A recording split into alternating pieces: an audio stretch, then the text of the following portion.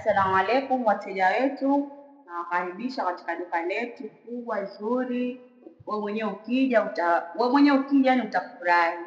Karibuni sana Royal Home, tunawakaribisha. Tuna furniture mbalimbali za aina zote za kupamba nyumba yako. Tunapatikana Kiembe Samaki mkabala na Beach Point. Ni duka kubwa, duka lenye vioo. Kwa hapa ni duka kubwa peke yake lenye vioo, lenye kupendeza na kuvutia.